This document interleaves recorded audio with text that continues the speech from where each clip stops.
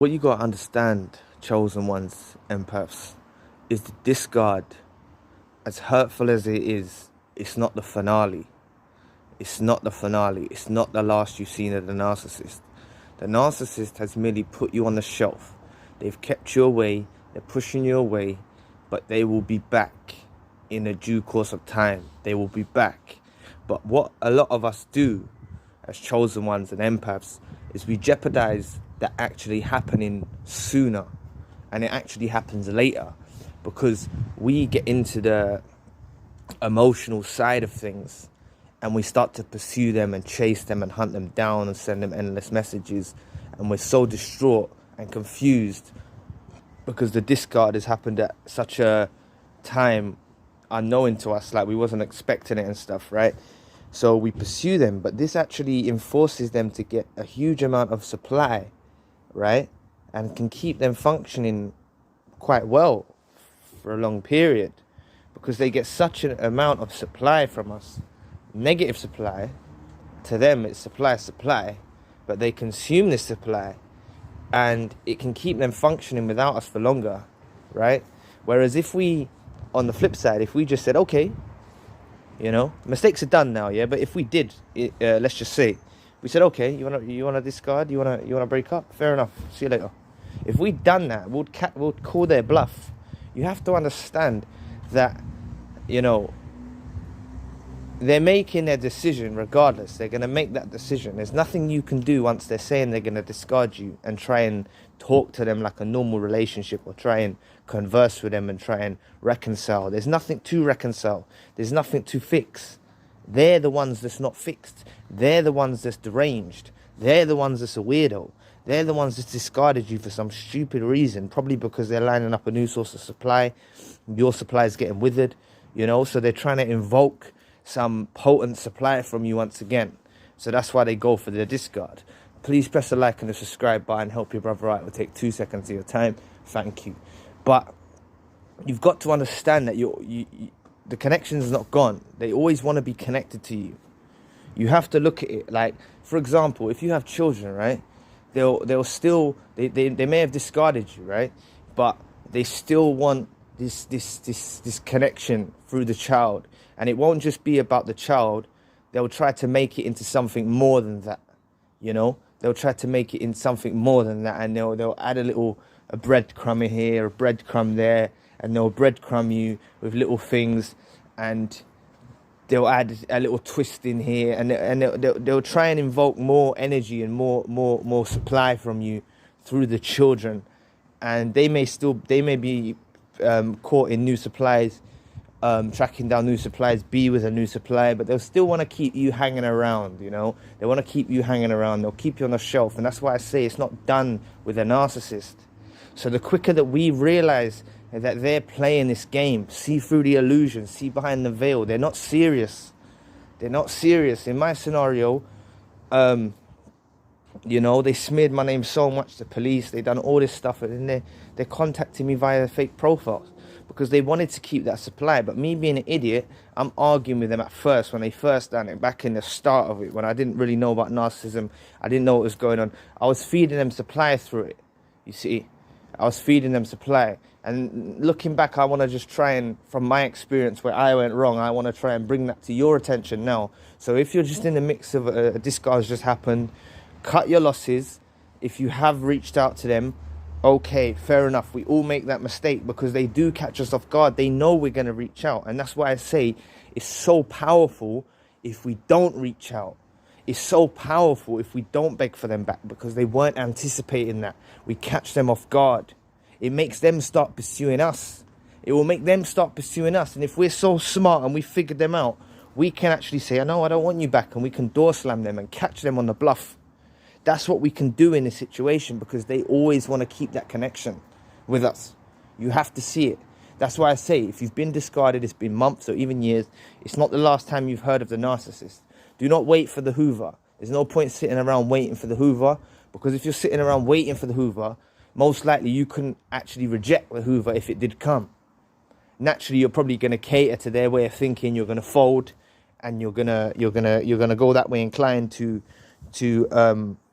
trying to work things out with them maybe they'll go back and they'll sleep with you, and then they'll discard you again, and then you've got a feeling thinking it's to do with how you perform sexually or something like this. You're going to be thinking all these other things. Like, don't give into it. Don't give into it, because they are going to pop back up. But you need to be ready when they pop back up, like that little mole. You know, like whack-a-mole, when they pop their head out the hole and then you hit it with a hammer. Like, sorry, I'm going off topic, but like, you need to just whack them. Shut that door. You know what I'm saying? Slam. Wherever they pop up from. It's like when you're walking down the road, yeah, you just got to anticipate the narcissist will pop up. There's plenty of narcissists popping up around us. We're just blind to it. There's plenty of other ones. But this narcissist is going to pop up when we least expect it. When we're walking down the road, they might just come through with a phone call. They might just pop out in our workplace. Like, they will pop up. Trust me, they ain't forgot about you. This discard was an illusion. They're not serious. And once they see you caving in and like you're distraught without them, and you feel like you can't live, you know, they're pushing you to suicidal tendencies, right? That's what their aim is, right? They want to see you broken. They want to see you miserable, because it's a potent supply for them. And I told you, right? People think that, oh, they wouldn't want me to kill myself because I'm supply for them. No, I told you already that the highest form of supply for them, because they're functioning with these demonic entities, is for someone to take their own life over them, right? Because the devil's aim is to make you unhappy with the world and the life you've been given and make you want to commit suicide. It's the devil's aim to make mankind have those tendencies. Those tendencies of suicide are at the origin, are from the demonic realm. I'm not saying that people can be affected with mental health and things like this. I'm not disputing that. I'm trying to say that at the core of it all, behind the veil, at the core of it all, is a demonic tendency. And this will literally really fill the narcissist with a major source of supply if you've done this, right? And that's why when you're trying to work things out with them, they're saying, the closer you come, the more you want them back, the nicer you're being, the more you're trying to work it out, the more they're going to dump down on you, the more they're going to push you away, the more they're going to treat you like trash. And that's why I say, cut your losses. If you've already reached out to them, you've made numerous attempts, block them now from this video onwards. You know, it's practicing a craft. This no contact thing is a work in progress, right? Sometimes we get to 60 days and then we'll slip up. But you got to understand that your 60 days of no contact, the progress isn't lost. You've gained things along the way. Next time you go for a run, you might be able to make it to 90 days. Do you see what I mean? But eventually, some people can just door slam. That's it. You've crossed the boundary with me. I'm going to door slam. Final. It's done. But some of us, because we're still trauma bonded, because we're still ensnared by the narcissist web of deceit, right? It causes us to feel very alone without them, right? And we're trauma bonded and codependent, and we feel like we need them in our life to function, right? It's like, even if we look around at other people, nothing fancy tickles our interest of other people around, because we're so entrapped by the narcissist game and their web. Yeah, that's got us caught, right? Do you see what I mean? And they know they've got you caught. They've got you caught because they want to keep you connected. That's a form of connection, you see. The longer that you're miserable about the narcissist, the longer they've got this connection over you. They've still got you connected. They don't need to physically be around you to have you be connected. Do you see what I'm getting at? They don't physically need to be around you to have you connected. So that's why I say, the quicker that you enforce the door slam, the quicker that you enforce the no contact, the quicker you go missing, the quicker you go ghost, the quicker you utilize all of these powerful tactics, is the quicker that they will pop their head out like a mole, and you're going to see them. And then when you see them, you can door slam them. Again, you've door slammed them already, but you can door slam them to their face if you want. You can have that last little saying if you want to have the last word. You can have all of that. You've got the chance to do it. But what I will say is, don't be caught up on them, right? You cannot be caught up on someone who's so miserable, so shallow, so devoid of empathy, so lacking in every area. You can't be caught up on them.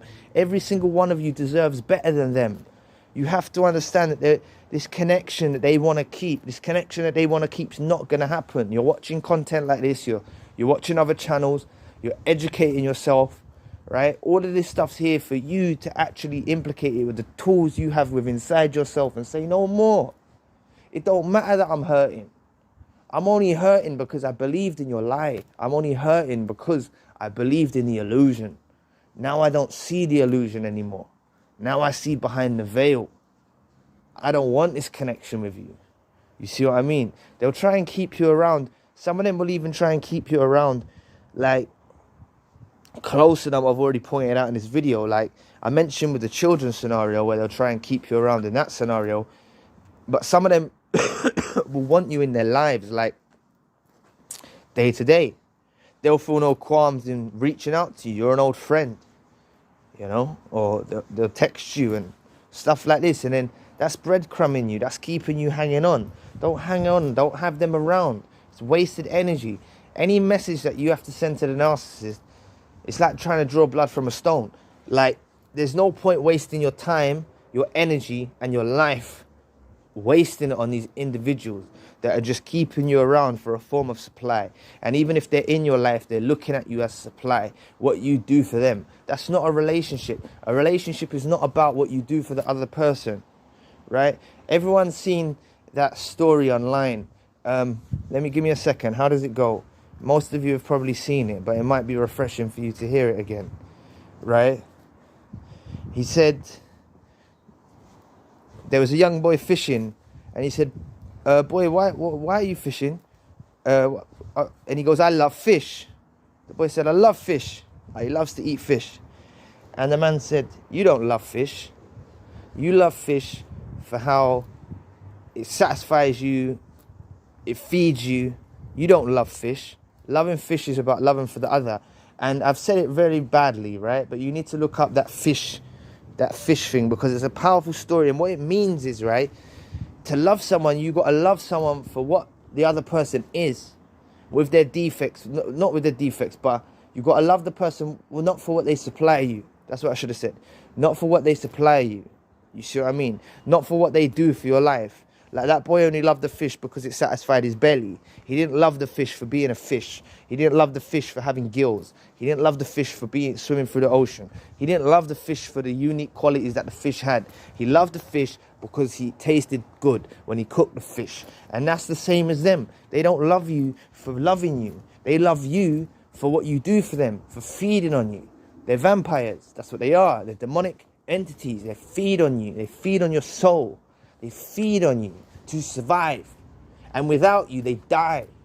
So if you know you're a potent supply, the ball's in your court for you to lay down the law and no contact them and enforce this door slam. Because they're going to want to keep you around. You have to make them know they can't come back around you. Yeah? And when they know they can't come back around you, they get desperate. They get very desperate. They start slipping up. They start making mistakes. They start trying to love bomb you again in certain scenarios. You have to be strong. Each day is a stage closer where you need to learn how to deal with these individuals. No day is the same with them. They're very unstable. So when you utilize this door slam, you'll see a change in their character. You'll see them try and love bomb again. You'll see them try and come with the nice little words. Don't be sucking into it. Don't fall victim to it, because you go back with them, once they've got you in the bedroom and they've been intimate with you, further down the line, they're going to treat you like trash again. And it's all that illusion. They think, yeah, I got them good twice. They're sick, twisted weirdos. So just know, man, like, and I'm not just saying it's male to female or female to, but whatever it is, yeah, they're disgusting. Once they feel like they've got that close to you where you've been intimate with them again, that's a real supply for them. Potent supply, the sexual energy supply. That's really stimulating for them. Because as we know, like, an intimate partner is the highest form of supply anyway for a narcissist, right? An intimate partner, let alone if you're chosen an empath, you're potent supply. And if you're giving them yourself on a platter and, you know, they can do what they want with you, you know what I mean? They're not going to respect you. They'd never respected you anyway. That's why you have to enforce this door slam. You have to cut these ties because they're keeping you connected. They're keeping you on strings. They're keeping you on the shelf. They're keeping you around in the background. They're keeping you as a safety net. They're keeping you as someone they can reach out to. I've seen in the comment section, they've ran back to their old supplier. They've done this, they've done that. They go around. They're very promiscuous, right? It's not someone you want in your life. You can't trust them. They don't speak their truths. They're insecure. They're very vulnerable. And they're very, very, very, very fragile beings. So you enforcing a door slam is a brutal blow to them, and it's going to give them a huge narcissistic injury. And there's nothing wrong with me saying that I enjoy giving narcissistic injuries, and I'd like you lot to inflict them as well. So anyway, I'll leave the video there.